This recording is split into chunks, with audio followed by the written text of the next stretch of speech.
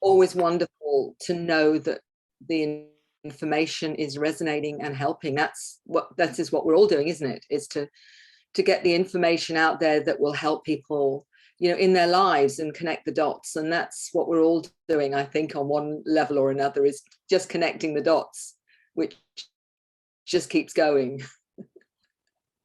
Yeah. You've talked a little bit about how the older models won't be left behind.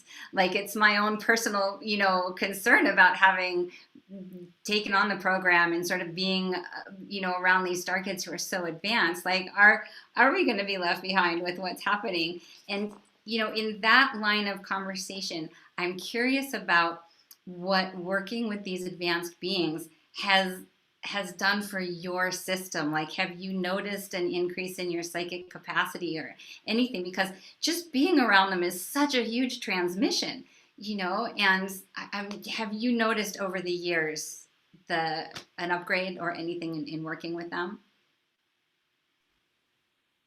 Well, yes, in the sense that, like everyone involved, like yourself, that have felt this huge heartfelt need to understand, to support, to help all of those that you're connected to that are having experiences and trying to make sense of it. With that comes your own frequency, if you like, that is affected by that. And to give you an example, when I talk to my team, as I call them, I wanted to know why I got sent so much information in terms of symbols, scripts, star language, all these, the artwork, the music frequencies. And I said, what am I supposed to do with all of this? Because I can't show it all. I can't put it all out there. There's too much of it. And the response was, but Mary, once you've seen it, it becomes part of your energetic field, if you like. And so wherever you go, that is then passed on to those that are awake or can tap into it. So in other words, it doesn't matter if you only look at it once. It's there. It's there in your field. And I am one of these that gives the team a hard time, and I sort of said, oh, come on. That sounds, even for me, that sounds a bit, grandiose, if you like. And you better prove it to me, because I'm a great one for saying, you give me that information, now show me it's got tangibility. Show me it's got a reality, okay? They're used to it. So less than a week, I was at a Conscious Living Expo on a panel. And, it was really interesting. And there was a lady in the audience. And she said, she stood up and she said, Mary, you're not saying a great deal at the moment, but you're beaming out all these frequencies into the audience. And it was like, are you happy with that? Are you okay now? You got it? But what I realized more than anything, Nadi, was that this is all of us, that every single one of us who is opening up to these frequencies, whether it's through connecting to our team, our guides, our star family, whether or not it's hearing the frequencies, seeing the symbols, we are all absorbing that into our energetic field, so that wherever we go, that's how it activates others. Energetically, it's activating others. And this is, to me, how it works, is that, and it can be just seeing something on a presentation that will activate something. And that's why often I've made jokes in the past saying, if you don't want your reality changed, I'm taking no responsibility for what happens during this presentation. So if you don't want it to happen, leave now. In the sense, yes, for sure. All of those that I've interacted, whether it's the young, more activated new humans, or whether or not it's the older models, they've all carried frequencies that I will connect to and they will connect to as well. So it's a kind of transmission both ways, really. And that's how I think this awakening is literally happening, is through all the crop circles, sacred sites, healing modalities, all these wonderful healing modalities that are people are tuning into now, are activating, for example. Of course, the star languages and the symbols are all activators and whatever. So it's all these wonderful ways that we as a species are now evolving into who we really are, which is, the bottom line is this is the activation of the dormant DNA, and our multidimensional awareness has agreed to be activated depending on our role. Whereas you've got that wonderful interview with Marina, where she became aware at a certain point in her teenage years.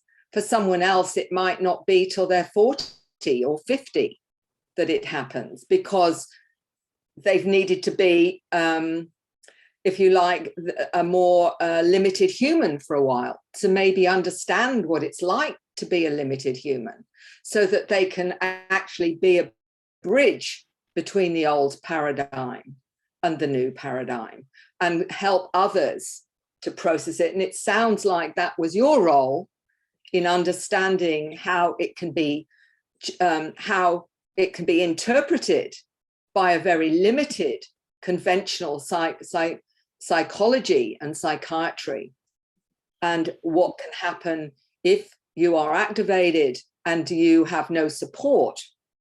Then you are going to think there's something wrong with me, because that's what we're programmed to believe, that anything beyond our five senses is not normal, that is an aberration or a sickness. And this is my passion, is to say we have to change that. We have to finally acknowledge that we are a conscious being within a physical vehicle, and that we are multidimensional, and all this sensing, knowing, feeling, and this awareness of, connecting to our superconscious and what have you, is what we really are. And unless we acknowledge that, we're going around with one eye open instead of two, and we're never going to make any sense of anything till we do. So is that answering? It's a long way of answering it, but does that answer your question? It does, and it opens up 1,000 more. There's so much in there's just so much to talk about. And one of the things that we can stay online with the idea of supporting the new humans, support that's really a shared passion with supporting the Star Kids, the hybridization program. In addition to all of the talking that you're doing and all of the sharing and your work as a hypnotherapist, what do you see as a way that larger society, like the average bear, like how could people start to support the Star Kids? What shift in consciousness could happen for that? Do you have thoughts? A good question. Mm-hmm. What I've known, and simply since I wrote the book, The New Human, what was very heartening was I were getting professionals from conventional sources, like clinical psychologists, teachers, as well as parents, not just from one country, but globally, recognizing in their children this kind of awareness, things they were coming out with. What was fascinating is with those within the professions of clinical psychology or educators, many of them were owning the fact that they were star seeds too. So they could recognize in the children they were different because of their own awareness, although they couldn't articulate that within their profession because that's not okay. So it was, Mary, how can I help them? The parents may or may not be aware.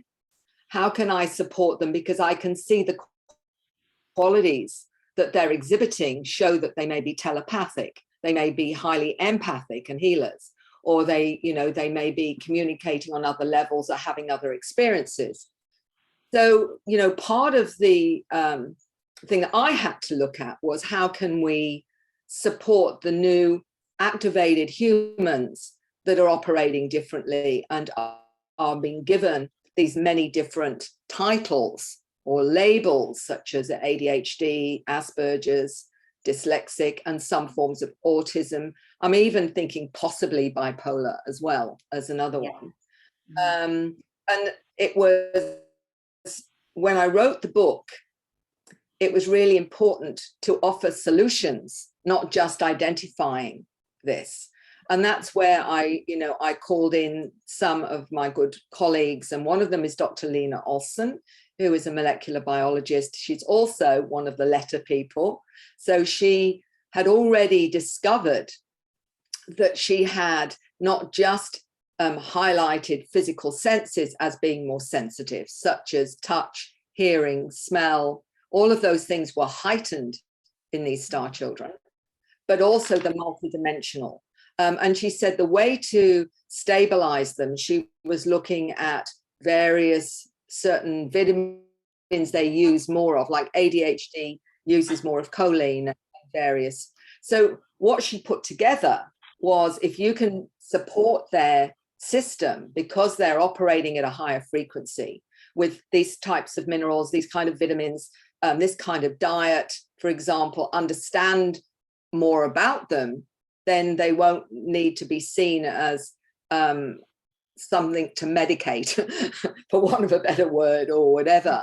So it was about understanding how they operate so that we could then provide the right support so that they can then be all they can be. But the bottom line is that the educational systems will not ever understand these children, because the whole point is they won't be programmed, because they're operating at higher frequency, into a 3D reality, because they're already operating quite comfortably in a multidimensional one. And the only way that mainstream deal with that is to medicate them, to slow them down so they can be programmed. That's the plan. So we've got to find another way, and we've got to understand it. And this was one of the things that needed to be addressed. And that's why, I wrote the book for that reason, was to, how can we identify them and support them? What can the parent do? What can the teacher do? And what can the clinical psychologist do, who is open to this? And then we've got a protocol that can support them. And ultimately, that needs to happen. And I was talking to an educator who was doing a PhD in spiritual children in Dublin, and she was interviewing adults that had grown up as spiritual children, how they dealt with it. And she said to me, Mary, what would your advice be when I speak to educators about these new children, you see? Mm-hmm. And right away I got, forget everything you've ever known about education and start again, because these are not what you think they are. And the answer is to ask the children, what is it mm-hmm. they need to be all that they have come here to be? So it's about them teaching us. It's a reversal of roles, if you like, so that they can then, yes, we can make sure they eat organic foods, they drink water that isn't got fluoride in it.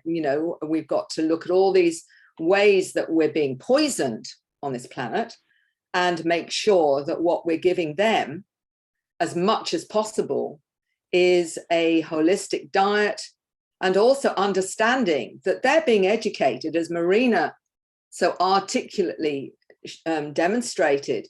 On board craft, they're learning how to use their third eye, how to levitate, how to use telepathy, how to do healing. All of this is being taught to them.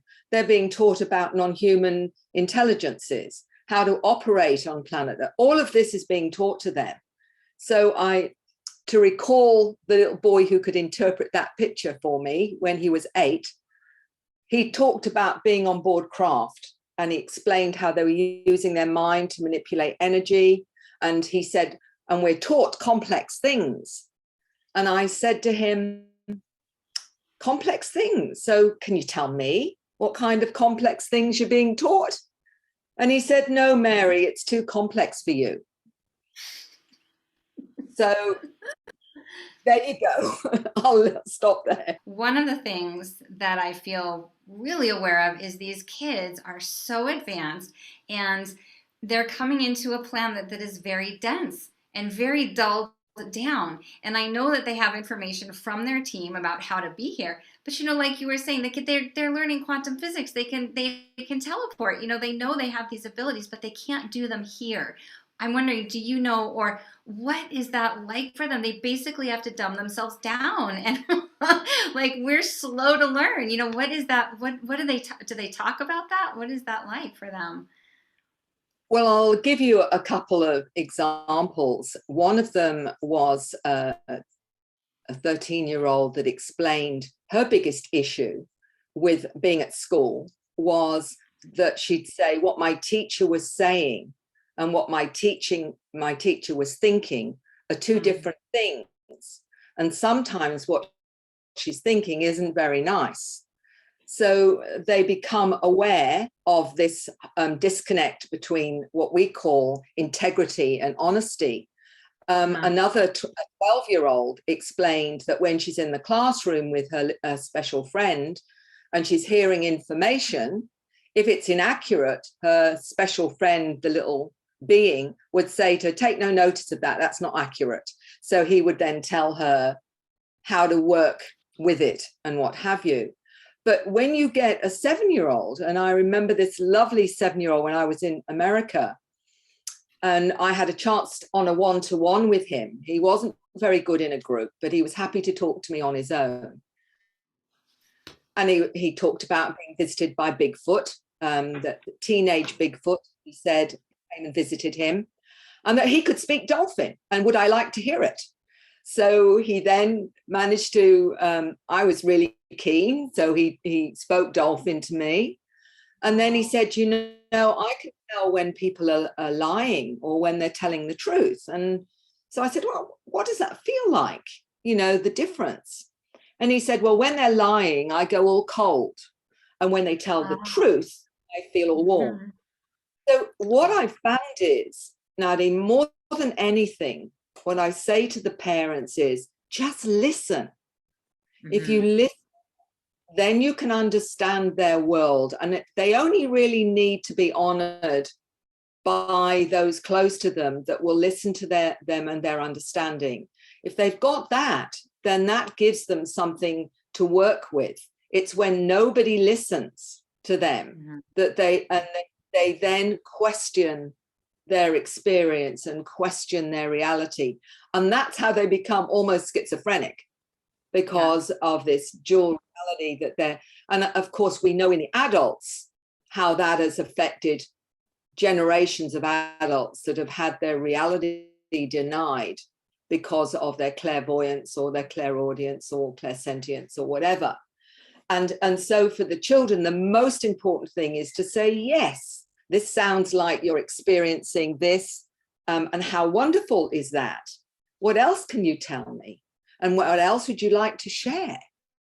And then having that platform, then you get a far better understanding of what their world is and how they're operating in it. For example, I remember an interview with an autistic girl, and the lady said to her, why do you not look at people in the eye when you're talking to them? And looked at her and said, because every time I look at someone in the eye, I see 1,000 images. Yes.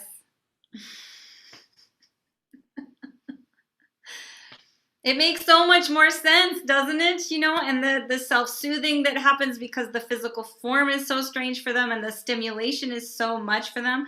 But that makes so much more sense. And anytime I think about, the advanced hybridization program or the diagnosis of ADHD, like you talk about the letter kids, that lens of them being more extraordinary is just what makes sense. And the pathologizing world that we know is, it's painful isn't the right word. I've gone into some deep sadness about the star kids who have suffered through, the mental health field. But yes, you've talked about that girl before, and directly looking into their eyes, and they can see their Akash. I mean, they're just they're so talented and capable. I interrupted you though. Were you finished with that about the kids? What I want to say is that what we now need is to understand how they operate. And the only way we can do that is open up ourselves to our multidimensional awareness, because we won't get the answers necessarily from our 3D exploration. So it's about me saying, and I do to many of the adults, the parents, okay, so how do you operate multidimensionally? Are you seeing energy fields? Are you seeing orbs of light? Do you get downloads? Do you have communication? What is your sensing and your knowing? How do you operate? And giving them, if you like, tools to become confident of their own intuitive abilities, so that when something happens with the child, they can say, right, what do I need to do here? What's going on here? Because I don't understand it from my 3D perspective. I need to understand this from the multidimensional, because then you can be fully present with them. And that is where we're going. That is where we all have to go, is to start working with our multidimensional awareness. Yay! It's just so true. It's so wonderful. And in mental health, they have the identified patient piece, right, where we're so focused on the child or the quote unquote patient. But I really love hearing how parents might bring a child in, but it's a family dynamic, and that child chose the parents, right, because of this whole group learning and group elevation process. I love hearing that. I mean, you have talked about the parents before. Can you say a little bit more about, are most of the parents open to making changes within themselves and starting to explore their multidimensionality and the higher aspects of their child and their relationship? Does that just are they right on board, or, are they hesitant? What's that like, the family therapy?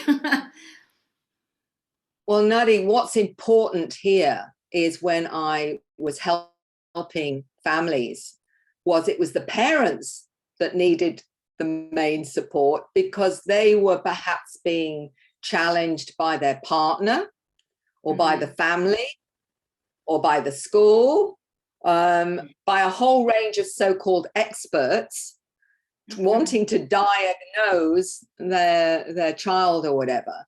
So they're dealing with that kind of judgment to start with. So it's, how can you empower them and give them strategies to deal with this, so they don't feel they're being judged by their openness to it. So that's the first thing. Information in understanding what's going on with the child is by talking to them and finding out what actually is going on when they say they're going to school on the spaceship. All right, so what do you learn? What kind of beings do you see? Can you draw them? Can you show me what they're like? Which ones are special to you?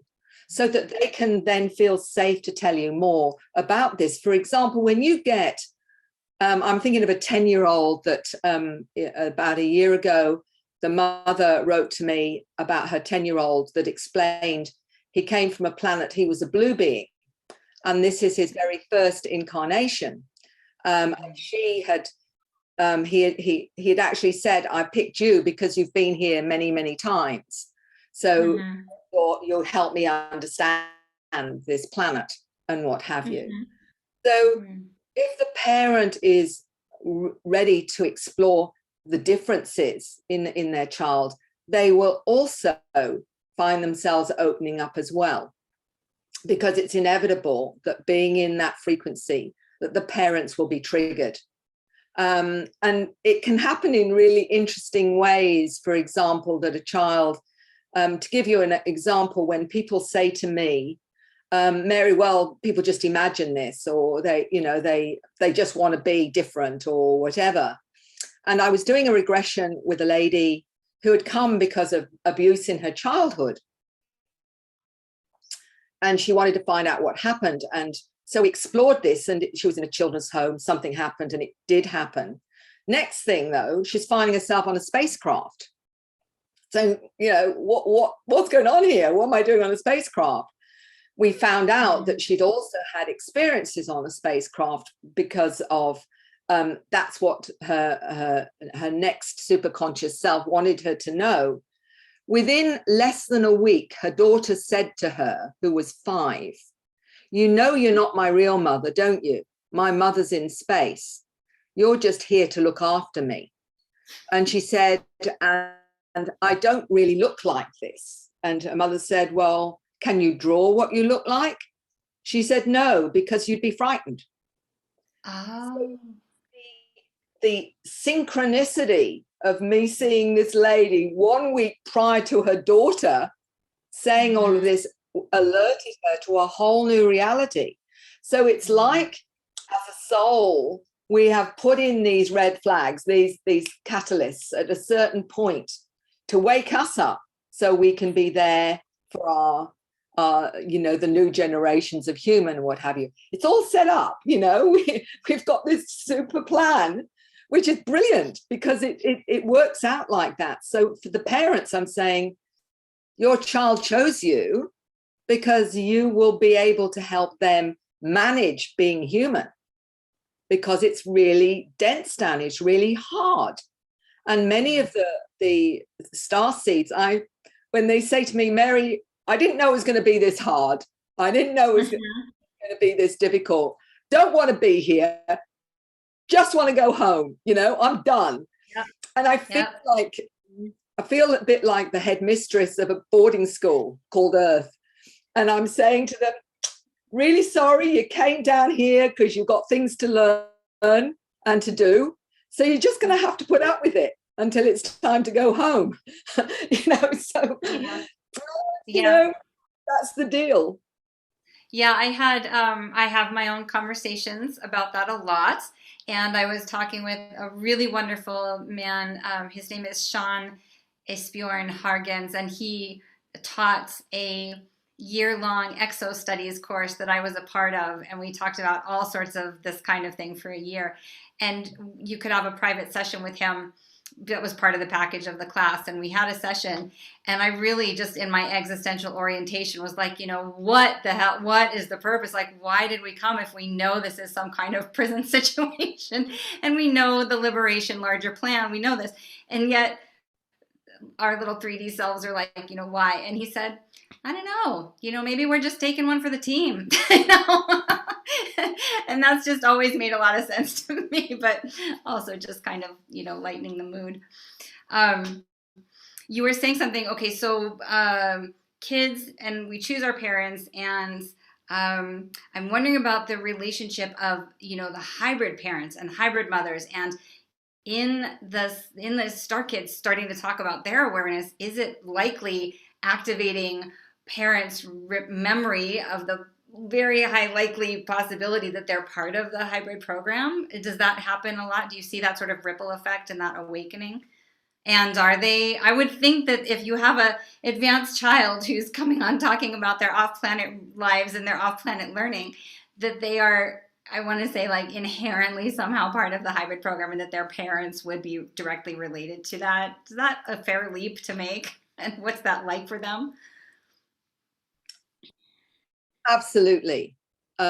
Some may have owned it within themselves, but not realize the impact it was going to have, that it was intergenerational, and that each is an upgrade. So they may have, got to this or arrived at that understanding, but it's often the children then they're talking about going to somewhere to learn on a spaceship or another planet or whatever, or they're talking about their special friends and where they go at night, all this kind of thing. And that will trigger more often of their awareness as a child, that they had dismissed feelings or aware of presences or aware of balls of light or communication when they were a child. So they act as a catalyst almost for each other in that sense, you know. So, and that, I believe, is part of the mandate, is to, when you pick your parents and your siblings, you're all there to trigger each other and to learn from each other as well. So that is how it seems to work. And sometimes the parents haven't quite wanted to own it. They're too frightened to own it. Don't want to know, you know, and they're being forced to own it because of what is happening with the child and how the child will talk about this. And in the end, they have to deal with it and what have you. I remember a lady very much like that with her 8-year-old son. And she said that because when she'd started to see the beings when she was 5 or 6 and talked about it, she was in a very Christian family, a very devoted Christian family. And they basically told her not to talk about it because it was evil and it was demon and it was all this thing. So she had become terrified of her experiences and anything to do with it. So when her son started to draw all these beings and what have you, she was terrified.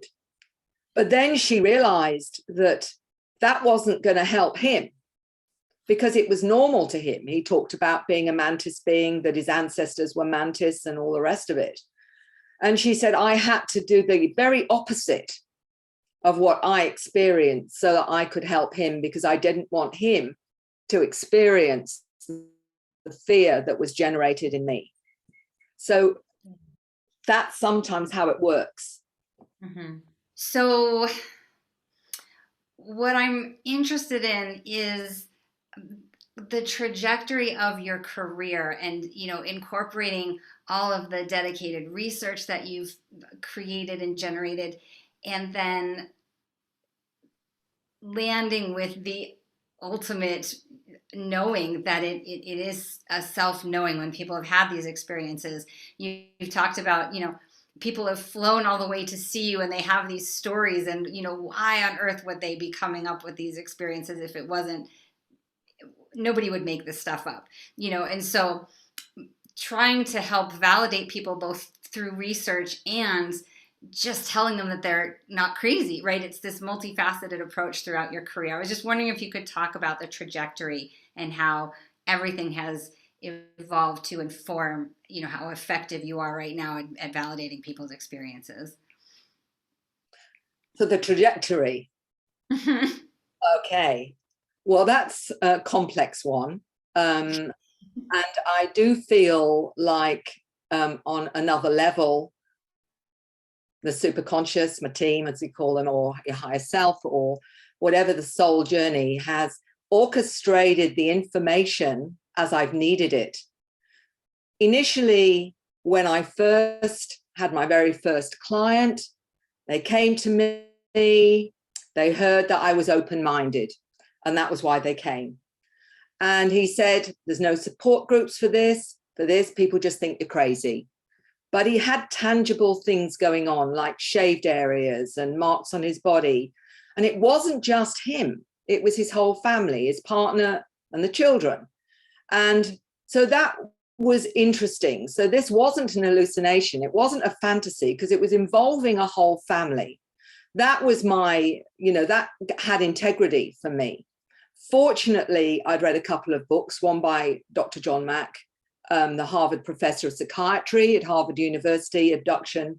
He was a skeptic. He believed in this after he'd done all the psychological testing. So I'd read this book, and I'd also read The Communion, which is Whitley Strieber. So I had it from the experiencer point of view, and I had it from the professional point of view.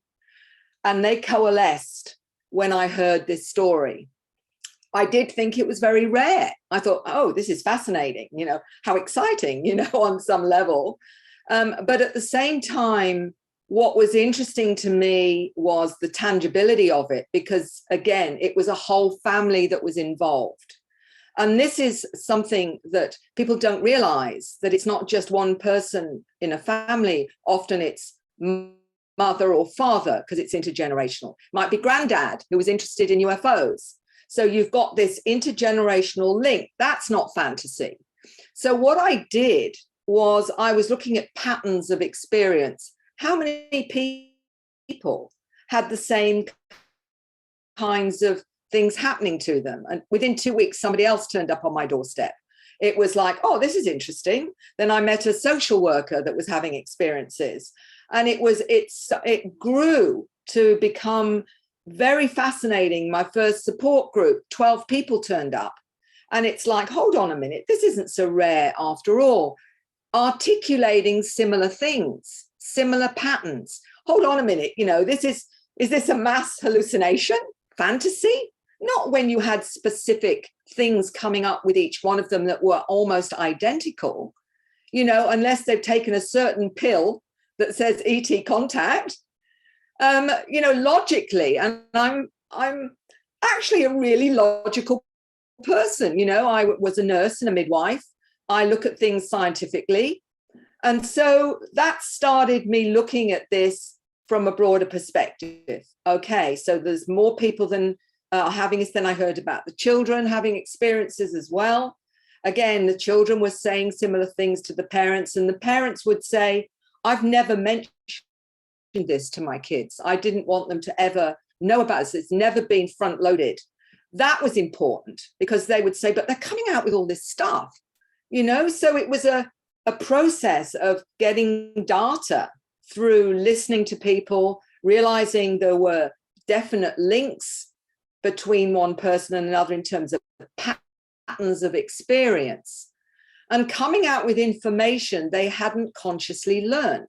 They would say, I just seem to know this stuff. How on earth can I just know this stuff?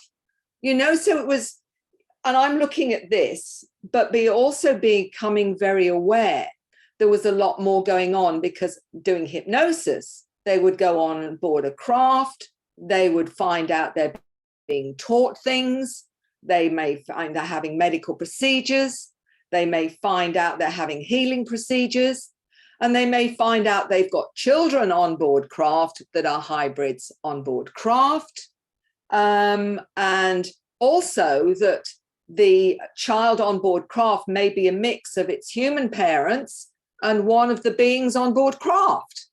And these would be people that might be a lawyer or a doctor or a nurse or a social worker or a farmer or a housewife it didn't matter what belief system they had, whether they were deeply into their Christianity or deeply into Buddhism or whatever. These experiences were identical in the patterns of that. So it wasn't about belief. It wasn't about culture. It was about an experience that happened to them that challenged everything perhaps they'd ever believed. And they didn't want to go there. Oh, no, I don't think I want to believe this, So it certainly wasn't created by them, because the last thing they wanted to believe was, often as not, this was real. Because they must be crazy. Let's face it, it's better to believe I'm crazy than to believe that I'm being picked up from a child and having these experiences with non-human intelligences. So when you look at all of that, then, you have to say to yourself, well, and now, of course, I found out something very significant with our research with the Dr. Edgar Mitchell Free Foundation, is that out of the 4,200 people globally that did it, and it's all conscious recall, that 75% of their experiences are out of body. Only 25% is physical. So that makes it even harder to quantify and qualify something that you are experiencing as an energy body or in your astral body or whatever. So it challenges everything we know about our reality, but at the same time, on another level, makes absolute sense if you believe in consciousness and that we are not part of our physical container, which is ultimately obvious to me that we are more than this, especially when so many people have past lives and other planets, other realities, other dimensions, even coming from our future, just to put it all out there. So I am right on board with you in terms of everything that you're saying. It's really what makes sense, and it sounds like it leads into your next level of inquiry and research, which is the contact and consciousness research program. I may not be getting that word right, but what is the next level? You're building on all of that information from the free survey and all of that amazing information. Can you talk a little bit about what is next in this project? Absolutely. And, that has really been very obvious to me right from really the very beginning, because I've always been someone right from a small child where I was fascinated by what we were, why we're here, what's it all about. Those kinds of questions were very important to me. I was interested in spirituality. I was brought up in a very traditional Catholic background, which denied reincarnation. And then I read books that say, people have got memories of other lifetimes. I'm thinking, oh, this looks cool. Like, makes a lot more sense to me that we just come get all this information, then we die. Didn't make a lot of sense to me, It was like, no, this is a lot more interesting. So I started to open up on every level. I mean, I heard about healers working with energy and seeing spirits and all this kind of thing. And I thought that they were gifted. And how amazing that they can see spirits and energy. It never conflicted with that innate awareness of mine that made sense. I'm a very logical kind of person, and is some of the information I was given in my religion didn't make any sense to me. It wasn't logical enough, and I believed God was logical, or at least that was my feeling.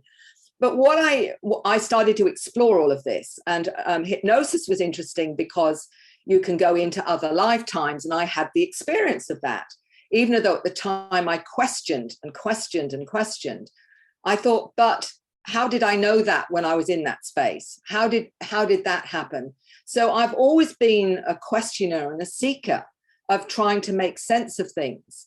And when I started to open up spiritually myself, finding out I could access information from that other level, that really prepared me for getting involved in the whole contact and consciousness. I had no problem believing that we left our body, because I'd read about remote viewing, astral traveling, shamanic experiences, all of that. So we leave when most religions will say your soul goes to another level. That was fine. It all fitted in together nicely and all the rest of it. So I couldn't understand why still materialistic 3D mechanistic viewpoints said that all we were was a physical entity, that this is it. When you're dead, you're dead. Because I did a lot of hospice counseling, people either in grief and bereavement or were actually, dying. And that was the big question. Did you believe in life after death? Or the ones that were grieving would feel a presence and say, I think mum's around and mum helps me and looks after me and whatever. I had no problem with that because it was real for them. It gave them tangible comfort and support, so that was real. So why are we still denying the reality that we are a consciousness, especially with near-death experiences and the most amazing, Raymond Moody, all of those were coming out with these experiences and connecting to presences and what have you. So what's the problem with psychology that, you can't say that you're experiencing something out of your physicality? What nonsense is that? And why are they putting into hospital people because they are connecting to granddad or mum or some spiritual angel or whatever? What are you doing? It was just ridiculous. And, so all of that. And as I explored myself and realized that I could tap in too, which was a revelation for me because I thought I was far too normal, far too down to earth, that it wasn't. And then I realized that we all have this ability. It is innate in humans, innate to be multidimensional. As the indigenous people already know it's innate. What on earth are we doing trying to say that it doesn't exist when it's what makes sense of our 3D reality in the first place? We're going around with one eye shut otherwise, So it was like, okay, so this is our reality. And now, wonderfully, the issue I've had with ufology is they still, not all, but some, are still focusing on the bright light in the sky, how big it was, how far away it was, how long did you see it, you know, and how many people saw it, so then we can believe it's really real. Are you sure you've not photoshopped it or whatever, even though people from all over the place are seeing them? Do you know what? I'm over that. I'm really over that. Who is driving them? Who's inside them? You know? And if 75% are out of body when you go on board craft, then how are you going to bring back a bit of the craft anyway, guys? Because it doesn't work like that. I've worked with people in hypnosis where they've been on board craft and they've been having a procedure, and they will tell me that their consciousness has been removed from their physical body while they work on their brain. I call it the physical modem or whatever. And then their consciousness would be brought back. This is the experiences they have, and this isn't something they can create out of fresh air. This is their experience. So for me, consciousness is everything. It is. I'm going to interrupt because I'm sharing that this struggle of like the ufology and let's get over it already. Like all of the wanting to prove that they exist. Some of us don't need that. And where do you sit when how do you navigate knowing that they need that information still, but that it's really kind of dull and left behind in 3D? Because let's just shift into the knowing. We're dragging ourselves down by needing the evidence. Is that part of what the contact and consciousness world is? Because I just interrupted. You're probably getting to that, but I've been so frustrated. I wish I had a magic wand or an understanding. Maybe you can provide that of patience in a sense, because I so want to get to this. Just yes, we know our multidimensionality. We know that they're here, and so maintaining that compassion. There's a whole lot in that, obviously. I'm just wondering how you do it to maintain that compassion, that knowing that they need the nuts and bolts, they need the evidence, and then also it's kind of dense to do that. How do you do it? And is the contact with consciousness part to help us navigate that duality? Is that part of it? So the question is, how do we qualify it in a way that's tangible and real to the left brainers, as I call them, the ones, and I'm honoring that as well, because we do need tangibility, and I need it as much as anybody else. So how do I know that someone who's telling me all this about their experiences, how do I know that's is real in terms of their experience, apart from the emotional content, which is very obvious for those that have had these experiences? There's a very emotional and psychological response to their experiences that you can't fabricate, you can't create unless they're the best actress ever known or actor ever known. So it was okay. So where is the reality with this when you can't bring a piece of the craft, you can't produce one of the beings you've connected with or whatever? And I'm saying the reality is that people change dramatically after their contact. And that is psychologically, emotionally, spiritually, and multidimensionally. So you're looking at them changing their diet, wanting a more holistic lifestyle, changing the way they operate in the world, in their thinking, become passionate about the planet, passionate about healing or whatever.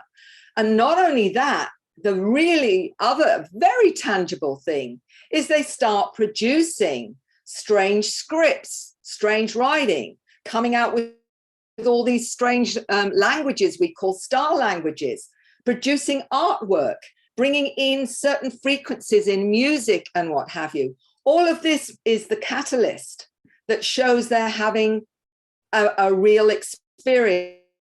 They may have done none of that prior to their experience. They watch and see a craft. They may not even know they've had an interaction, where often there is a download. And I'll say to them after they've seen the craft, were you different afterwards?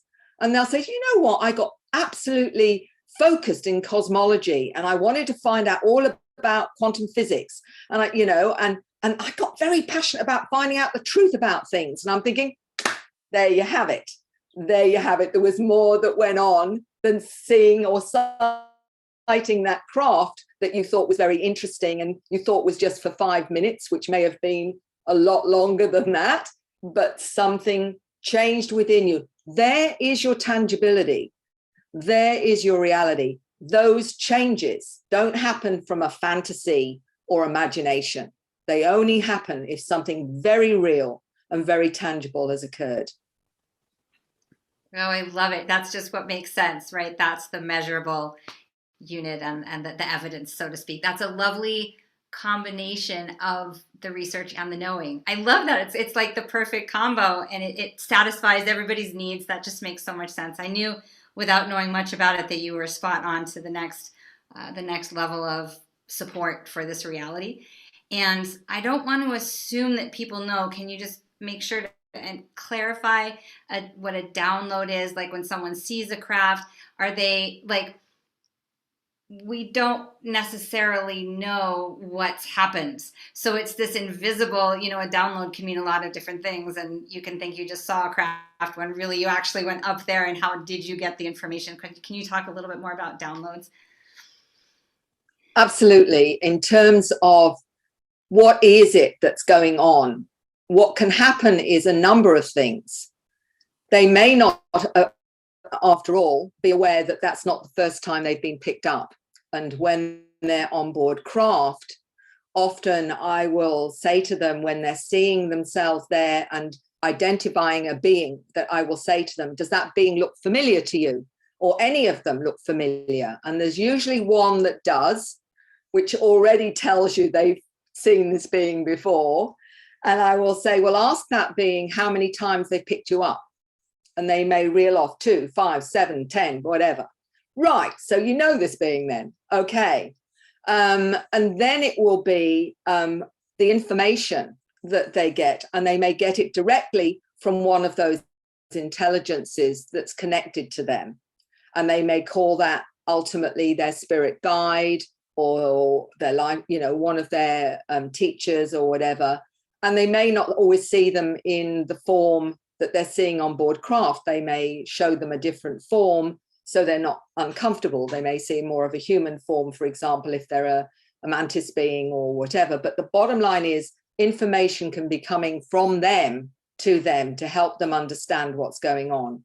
But it also may be, and Marina talked about this beautifully, is that you can understand that as your superconscious, your higher self or whatever. And in hypnosis, you can help them to access their guides or their teachers, but you can also say, can I talk to the higher self or the superconscious? And the superconscious will come in and explain things as well. We just have different mechanisms to help us in our 3D reality translate how we work in our multidimensional capacity, if you like, depending on how we choose to understand it. For example, you may, if you're very religious, believe it comes from your angel or your spirit guide or an elemental. If you're more into the metaphysical side, you may say it's a light being, for example, or a mantis or a blue being or a whatever that comes from a planet that you come from. So it really just doesn't matter how you understand it, other than the fact that you're getting information from them. But you can also, as Marina I absolutely agree with her, sometimes that's coming from your superconscious that is tapped in to the oversoul, which is connected to other realities, other timelines, parallel realities, and all your other existences, whether you're creator beings or you've been all of that. You can tap into all of that if you are ready to and feel confident enough on a metaphysical level to do so. So that's where the knowing comes in, the sensing, the feeling is all information from your multidimensional self. So when somebody says, but I've always just felt that, I said, yeah, that's how the information comes in. comes in as a resonance. And if you follow that resonance, you can get information. Why is that? I say to people on a simple level, if you like, you know, when you find you're particularly drawn to a particular country, and you find some countries you're not in the slightest interested in. Other countries, oh, I've always wanted to go to China, or I've always wanted to go to India, or whatever. Generally, there's a reason for that. And the reason is the knowing that that's relevant to your past. So you're drawn to it because of that link. So when you start asking the question, why am I drawn to this? It's because it's important. It's relevant to your understanding. So go into it and find out why you're connected to that or whatever. And of course, your guides are coming in the form that you've chosen on another level to help you understand. And they're acting like a spiritual modem, if you like, helping you to access. So you've got one coming in that helps you understand this reality. Another one, maybe if you're a healer, may come in to help you with the healing. So the bottom line, I suppose what I'm really saying is downloads can come from the beings themselves, from your higher self, and also through that knowing. So all of that can be relevant. Mm-hmm. Right. So it's, download / activations, lots of, similar verbiage for the same process. And one of the things that you've said over time is, and Marina also refers to, is we may not understand in this like 3D lifetime, but that there is the larger soul agreement to have gone through this. And is that consistent across the research? Are people able to come to peace with a concept that their higher self, their oversoul, whatever, that this was part of a larger agreement? Because so much of this is traumatic. People have had traumatic experiences, and it upends their entire worldview, and it completely changes everything. So even if they didn't have a perspective of an oversoul, does the team that we've created, I'm assuming the team that we've created helps us see the larger picture when we're going through these things. Is that safe to assume? That might seem like an obvious question statement, but we have all of the support we need to come to terms with these experiences that are non-consensus reality, correct? So there's two things there that I'd like to say. When I work with someone, and that's really important, is that some of them will say, this is horrible. It's traumatized my life. It's not fair, all of those kinds of things. Often it's not till we've gone into the experience and they've understood what was going on. For example, they may see themselves on a table having a procedure done. They may think that's terrible until they find out from the beings that might be a healing procedure or a medical exam or something like that. So often the understanding behind it makes a difference. But the other question that I've always asked is, have you on any level consented to this experience? And in most cases, they will say, yes, before I came here. That will be their response. But to me, what really gave it more validity, if you like, is because when you work with people in past lives, and one of the things when you take them into a past life and take them through the death sequence, and I've always done that, is they see themselves passed on, they see themselves as a spirit, and I'll say to them, what did you learn in that lifetime? And they may say, I learned about compassion, or I learned about limits, or I learned about this. I didn't do so well in this one, so I might have to look at that again, or whatever. Very much aware that they were in charge of that experience. And then they will talk about creating the environment for the next incarnation, perhaps. And they may say, I've picked mum and dad out, and I've got my siblings and whatever, and this is how I want to orchestrate my experience in this life. And interestingly, there was one little, I think he was either 10 or 11, explained to his mum that he was a will-o'-the-wisp spirit, and he was offered 3 different scenarios as lifetimes, and he picked a particular one, and then he found himself in mummy's tummy. So the way that I've come to understand this is that as a soul, we may say, I want to help here. As many of them have said, from other universes, other dimensions have come in with their abilities to assist this planet in its transformation into, a higher consciousness. So they brought their skills, but they've also brought in not just that to help humanity, but there's a soul agenda as well, which is to experience being human, to experience both light and dark as part of a way of understanding what it's like. And this is very important to say, how do you know what is light unless you've experienced dark? How do you know what is sadness if you've not experienced it? If you always just have joy. So it's an experience of frequency. It's an experience of what is love and what is not love.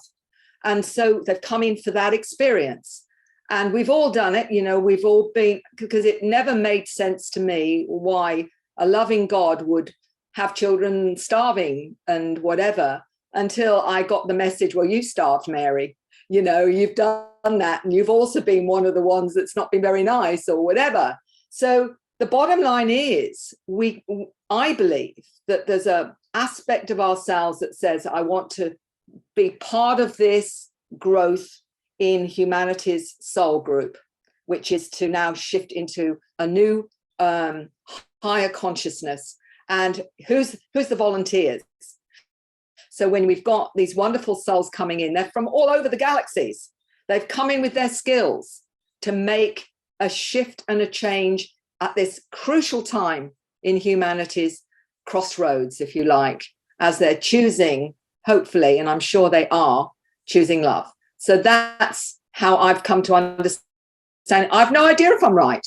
It just fits for me and it resonates with me. So that's how it is for me. And and it may change as I learn more, but at the moment that sort of fits in where my understanding is. But I don't expect it to be the total at all, because it just keeps growing, doesn't it?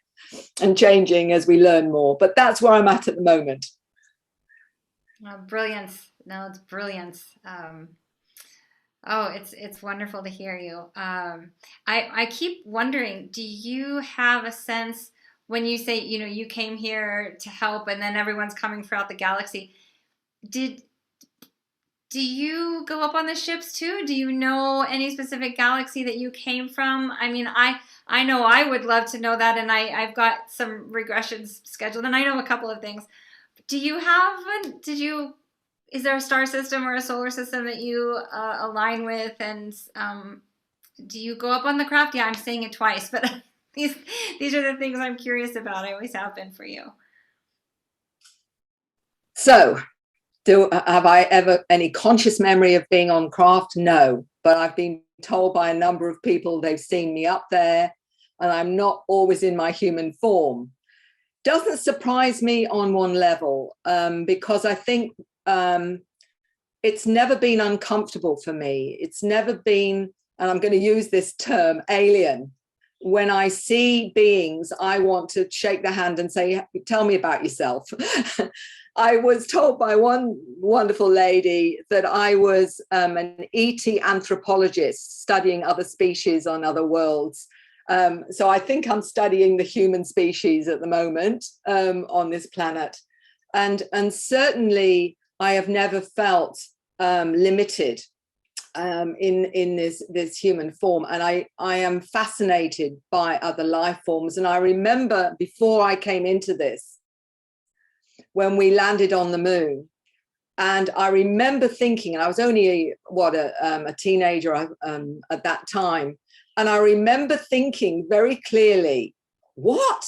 We still haven't landed on the moon? What on earth is going on here? It was like, you've got to be kidding me. Now, where that came from probably was from, but I have connected to one of my origins, which is Arcturus. That's been one of them, but I believe I've done a lot more than that. in many ways. But that one has resonated with me. But they've also told me and shown me other things as well. So I think that for some, going on board craft, they're going in different roles. And one particular lady in England was very comfortable with her role of being up on spacecraft with all the hybrid children and helping human mothers to connect to the hybrid children. She was kind of a supervisor to help them get over their concerns or their fears so they could embrace their hybrid children. And that was her role. She was very comfortable with it, that she was helping on that level. What's interesting too, Nadi, and I think this is important in terms of the soul, is there's been a number of those that have described being on board craft, not in their human form, but in a non-human form. One of them was like a grey, and she said, I was a scientist working on a particular project. And I said, so where's your human body? And she said, oh, it's over there, sort of waiting for me. And I said, so how do you get from your ET form back into your human body? And she described a ball of light leaving the ET form and blending back with her human body again. And this is what I'm hearing time and time again, that we're not trapped in this, that we can be in other forms when we leave our body. And we often can go on board craft be in a non-human form. As this 8-year-old said, that he goes into a mantis form, he evaporates into it. So when people say they've seen me on board craft, but I didn't look human, but they recognized my energy plainly, I've gone in another form. But I've never really asked about that, because I've always felt my role is not about that. My role is about helping star seeds, all the generations, to know they're okay and to be comfortable with living with their mission, and actually, like you, supporting them to be empowered enough to be what they've come here to be. And when people say to me, I've come to you because I want to find out about my mission, I'll say, but you're already on it, and your soul isn't going to let you miss the bus. So relax, because you'll know exactly what to do when the time is there. It is not going to let you miss out. So be at peace, because we're all on our mission, aren't we? Right. Yes. Yes. Be at peace. It's, to me, not much else makes sense than supporting those who are coming in who need to know their mission. It's already done. It's exactly it's all we need to hear, is that it's already done. You can't avoid doing what you came here to do. Even the being the lost is part of that. And I'm hearing myself as I'm saying it, as we're talking about this process, very aware that I struggle with that. And I'm curious, okay, so we've got lives on crafts, we've got lives in other planets, and I've journeyed quite a bit. I know that there's simultaneously many aspects of me and my soul in different places, right? It's all happening right now. And I am curious also, are you aware of having hybrid children, hybrid mother? Like, what is your relationship to the hybridization program specifically, right? Like, you're an ambassador here for a lot of the hybrid children, the Star Kids hybrid children. And so, what part of you is in other worlds as a major player in the hybrid program that you manifested here to help the ones that have come here? Seems like a direct relationship. Is it, or am I leaping? Well, what can I say? All I know is that's my mission, really, is to support those that are waking up, to normalize, help them to normalize and ground on this planet, because you can't keep flying away and saying, I don't want to be here, when you've got a job to do down on this planet. And I know it's difficult. So I've never been aware of any other of my genetic children being anywhere else other than on this planet. And I'm aware of that with my kids.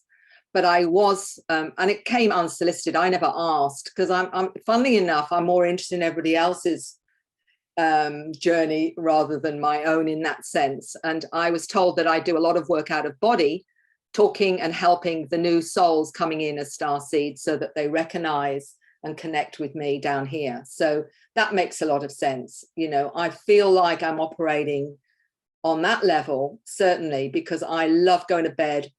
I love going to other realities. I'm quite happy to leave planet Earth for a good 8 or 9, 10 hours a day without any problem. I'm very happy to do that. And I feel like many now are operating in other realities as well, that they're combining, that and in hypnosis, many will go to other dimensions or other parallel realities where they're seeing themselves doing other things or going back to another lifetime or whatever, where they've made different choices and what have you. I'm aware of all of that, but it doesn't fascinate me so much as what's happening on this planet right now, and what is unfolding is what I'm fascinated by, in, you know, because we can get caught up into much of the esoteric side of it. And for me, I'm not here to get involved in that so much as grounding people in this reality and say, you know, you are at boarding school, you may not like it, but you're here to do something. So come on, let's get on with it and let's do it. Let's sort this planet out. So that's my job, is, you know, trying to motivate people to say, come on, own your abilities, own who you are, understand you are amazing. As this 9-year-old said, human beings are amazing, Mary. They've just got to believe it first. So we've got to start believing in ourselves. And if I say anything at all, no one's got the mandate on your reality but you. There's no one that can say to you, what you're saying isn't real, what you're saying is not real or whatever, because Albert Einstein said very clearly, those who have the mandate, that think they have the mandate on truth and knowledge, are shipwrecked by the laughter of the gods, because we all are our own reality. And with that, you've got to start trusting yourself, trusting your own inner awareness, your highest knowing. You are in charge of yourself, and no one can gainsay your reality. No one can tell you that that's not real if it's not their reality. They can't judge you and your reality. Your reality is unique to you, and it is just as valid as anybody else's is to them. So for goodness sake, stop letting other people control you and tell you that's real or that's not real, because they have no right to do that, because they're not you. So, you know, this is about you owning what you sense, you know, you feel, because that has the integrity of you as a soul. And if I say anything else, it's about start trusting that, because that's the most important thing of all. When you listen to that, you can't go wrong, and you'll be able to do everything that you've come here to do. But I don't say anything else. That's the important one. Right. I mean, absolutely. Absolutely. What I'm hopeful about is that the star kids coming in, they don't have the programming of the authority is outside of yourself, you know, whereas the older of us really have had to dig out of some pretty thick programming. And so I'm excited that the dual process is happening, where those of us older models are like climbing out of that, and also it's hopeful. It's remarkable how the programming doesn't stick to them. I love it. Like, you know, interviewing Marina, like you can see how it hasn't infiltrated, and they're so much stronger in their mission for it. And it's really heartening as one who's, you know, taken it on quite a bit. So that message, do you find, okay, part of the human struggle is, I think, when some part of you knows that you're not fulfilling your mission, right? You've gotten caught up in the program and derailed, and you see a lot of people depressed. You see a lot of depression, and you know, it can come from not feeling like you're fulfilling your mission. It can come from just looking around at the ecological damage that humanity has done. Like, do the kids that you work with, do they get hopeless about the planet, or do they just dive right into hopefulness because they have a higher technology, they know we've got help? Like, I'm wondering if like depression is part of an old program. Do they get depressed? Do they look around at what humanity's done? You know, like, how do they deal with it? How do they deal with the mess we've made?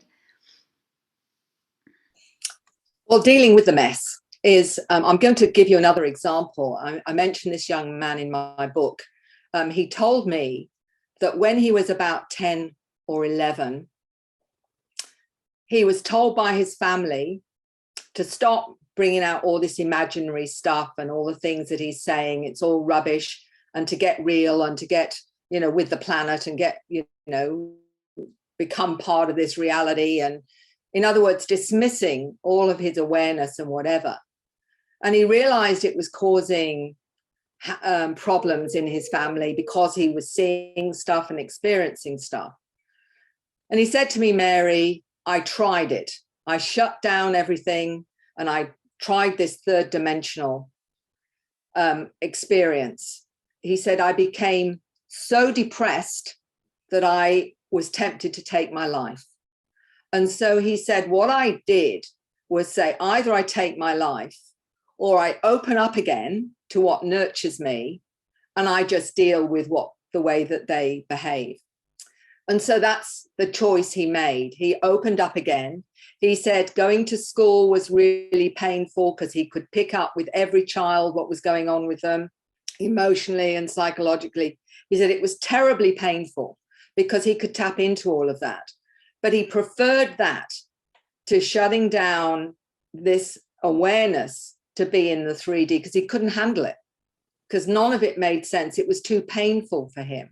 And I believe there have been probably many that have made a decision, I don't want to be here, or they've gone on to drugs, or they've gone on to alcohol or whatever, to shut out that side of themselves because of the judgment, because of the pain. And I'm sure we've lost many beautiful souls that really couldn't handle it. And that's why it's so important that we understand what's going on with them and support that, because it's more than, you know, they feel the pain of the planet. They feel the pain of animals. Many communicate with animals. For example, they'll feel their pain. You know, they'll feel, they'll see what's happening with the plants because some communicate with plants. Some of them with, you know, this is them tapped into the consciousness of the planet. And that is huge for this young, you know, this beautiful soul that's come in wanting to help, but also finding this awful environment that they are, you know, and it may appear overwhelming to them. You know, when you're 8 or 9 or 10 and you're aware of this mission and it seems completely overwhelming given what you're seeing, we find it overwhelming in our, you know, our generations, let alone the youngsters. But what I say to people is this: you haven't come in without the ability to do something about it. Otherwise, it would be pointless. It would be illogical, as Spock would say, to come in without the tools that you need to get through whatever it is. So it's about trusting that you've come in with the skills. And often through that challenge, you find that you have an inner strength, a greater awareness, an understanding of how to deal with it. Because all of this are just parts of our human adventure to explore how we can deal with the challenges that come up. And we have not created any challenges for ourselves that we can't deal with, because that, again, would be pointless. The soul wouldn't do that, because it's, you know, why would you do that? Knowing that you're going to fail would be pointless. So, and I would be having words with my higher self as well. If they're saying, oh, Mary, you're going to work really hard in his life, but sorry, it's not going to work out. I would be saying to my higher self, give me another assignment. Thanks very much. So, no, right. My dear friend says we wouldn't have come for a bad show. Exactly. Yeah, she's like, I didn't come. I came for a party. She's like, I know it's going to go well. So, yes, yes. The kids today are just inheriting such a different world, you know, for us, we could sort of come to terms with ecological impact. I mean, that it's the animals. It's really like, okay, for the humans, but the animals and the planet and the, you know, the trees. So your belief is that we have the tools, and we wouldn't have come if we could do it.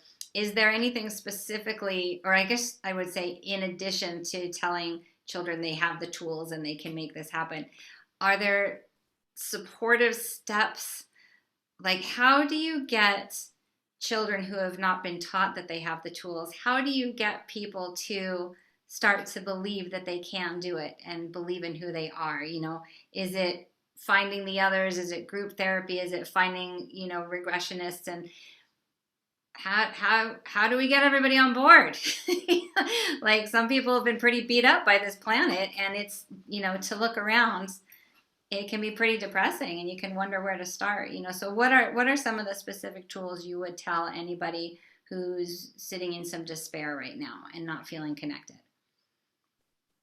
A very important one is, how do you support those that are feeling abandoned, feel like can't connect to their tribe, their spiritual tribe or whatever? And a lot of my work is about connecting people to support, first of all, understanding that they've got the tools, and helping them with their multidimensional awareness to connect to their team so that they feel supported, you know, on a non-physical basis, as well as feeling energies, being able to communicate with their team, their non-human team, or whatever it is they're connecting to.